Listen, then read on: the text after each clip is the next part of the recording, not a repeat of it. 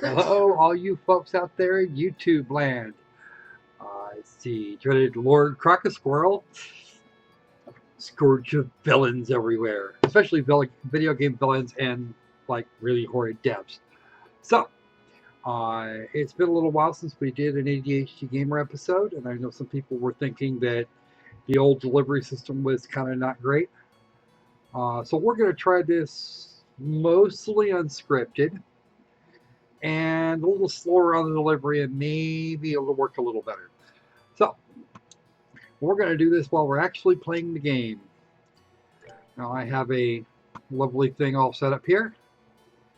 Uh, yep, this is the right spot. So, let's begin.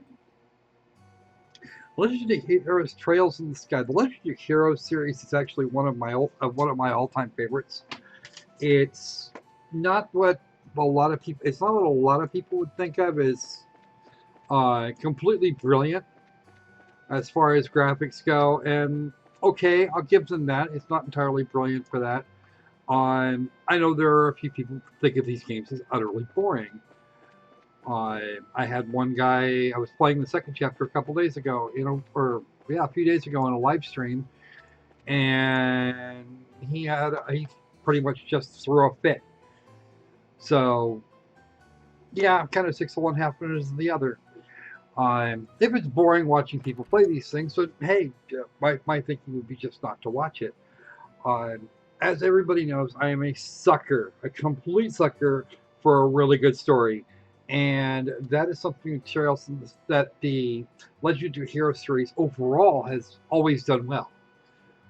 Even the very first games where it was mostly just a big combat test, you're still doing they still managed to pack in a really good story in a very small space. I played Legends. I played the first games that were released here in North America. I haven't seen them all of the original trilogies, but that's okay. Those things have been known to happen. Uh, this one here, I have this particular trilogy, Trails in the Sky. We have this game, one more after it that I've played on live stream a few times. You guys have probably seen that already in the channel. And then there's a third part coming up here fairly soon to be intermixed with at least one more trilogy, and that would be Trails in Cold Steel. That one's been out on Vita for quite a while, and I'm expecting to see it on Steam before too awful long. This particular game, this is the original Trails in the Sky, runs $20 on Steam, and does very well in the story department. The graphics are about par for what you would expect for a PSP game around about 2005, 2006. They're not great, and they've been updated quite a bit for this particular port. And this is, of course, the Steam version. I can't get my Vita to cooperate real well. Getting recordings of the earlier version. And the game sets up pretty much as follows. I can use they we hey talk to the nice lady. There we go. And it actually has a couple different movement schemes that are quite nice. WASD works really well, as do the arrow keys if memory serves. And I'll check that here. Uh, or you can use the mouse directly by clicking and holding in the direction you want to go.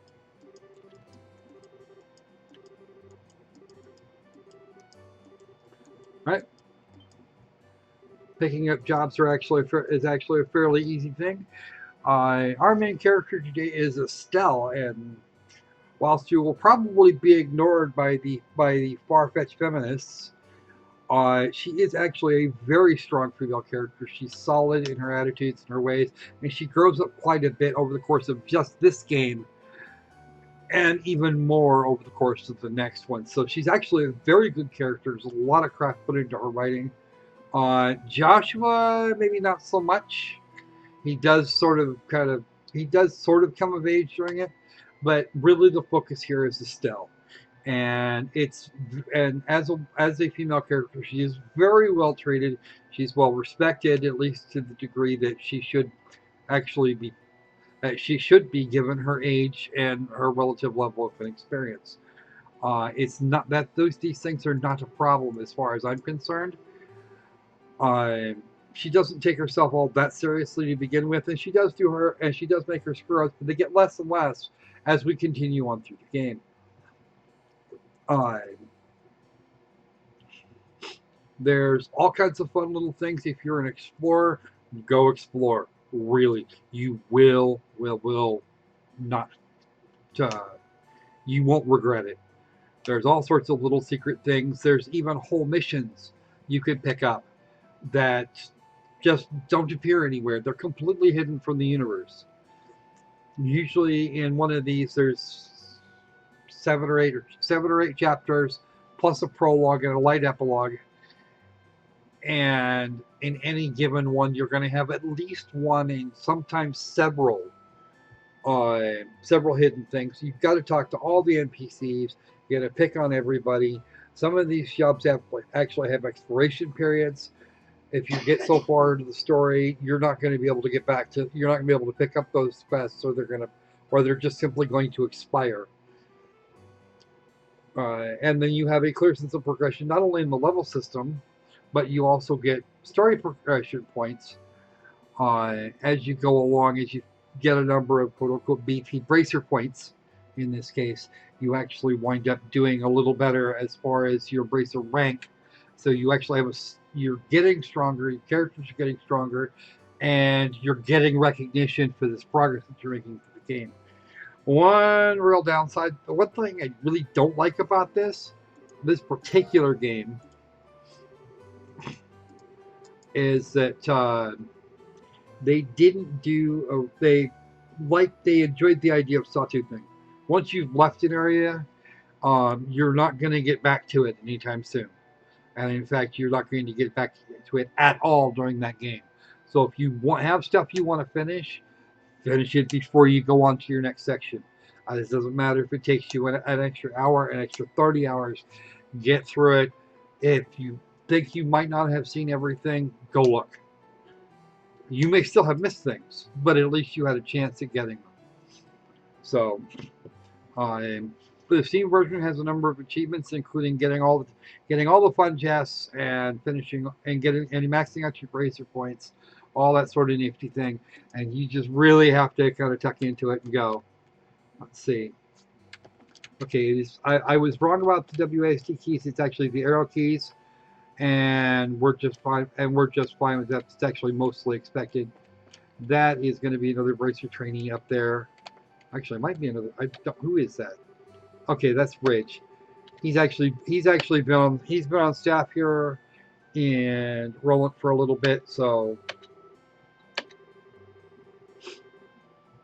okay, really? Yeah.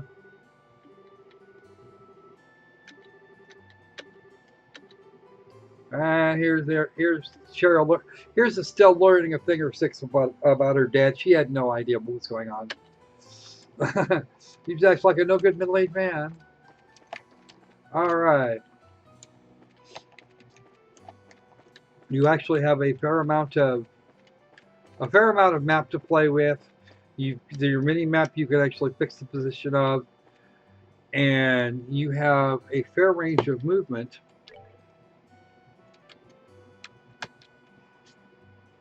You have a fair range of movement if you know what you have a fair range of movement. A lot of the maps are completely modeled 360 degrees, and that's actually a lot of fun too. Because if you turn the map, you might actually see something you missed otherwise. You might have missed. For example, no, that's the wrong button again. This thing also has complete controller support. So if you're one of those that likes playing with a controller, you might want to, before you actually start the game proper, grab the magic tool out of the Steam folder and make sure you've actually got your stuff checked out, and that all your controls are the way you want them, because you're going to be able. That's one of the few things you can't change in game. There's options setting here. This is the in-game set. You can turn the music up or down, or do some other wacky thing to it. You can rotate the map. You can set your status to be the status display visible or not. Of course, playtime. Turn their voices off. Okay. This is actually a difficulty setting. You can either set monsters to be not quite so painful the next time around. In which case you could just throw yourself at the monsters until further notice, and eventually you're going to get them. For those of us with kind of not so great video cards, we can cut the frame rates down to, we can cap the frame rate off at 30 frames per second, or not at all. But then even with my potato, I'm getting 110 frames just right here, so it shouldn't be that bad. You double click for the menus or whatever you like. Okay, but if you take it up, you can hover your mouse up here. If you're not using a controller, you can hover the mouse up here to pull up your menu. Or if you've got a controller, generally you want to keep your mouse down below the actual window so you're not interfering with yourself. I didn't hook up the controller in this case until after I was done, until after it was loaded and I got XSplit set up. So it's kind of on me at that point. So, all right. There's quite a bit in terms of shopping. And ultimately, everything comes together. In technical terms, it's actually quite solid. There's no major bugs that I found, except in some wilderness areas. The first few times you kind of wander into one of them, it might get a little choppy the first little while, and after the first few times, it actually gets itself leveled out. Restricting the frame rate to 30 does tend to help with that. You probably wouldn't even notice it at that point. I did notice it when I was letting the damn thing run, just how fast it felt like. So that's another warning for you. At $20 on Steam, really I'd say this game is worth it if you have any love for video games, or excuse me, any love for role-playing games. If you don't, yeah, maybe you want to stay away, kind of. All right. First thing I'm going to do, though, there's one more thing I want to show you guys before we move on. That's the mayor's residence. I'm looking for the thing over here on the other side of the chapel. We're going to go back this way. No. All right. No, it's actually still back over here. Okay. Okay. And that's the combat. Unlike most of the RPGs of this nature, okay,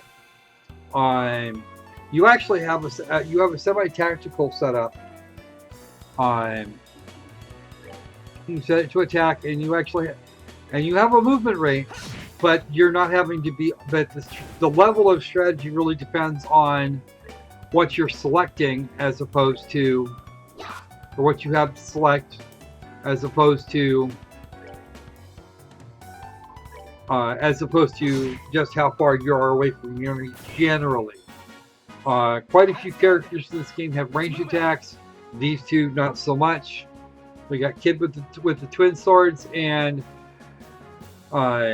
Estelle favors a staff, and you will love that staff to little pieces in the middle parts of the game, where a lot of your characters don't have a lot of reach, and they're not quite close enough for the short range weapons to do that final bit of damage to an enemy.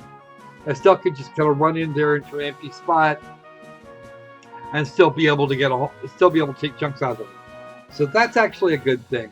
Reach weapons are a brilliant thing.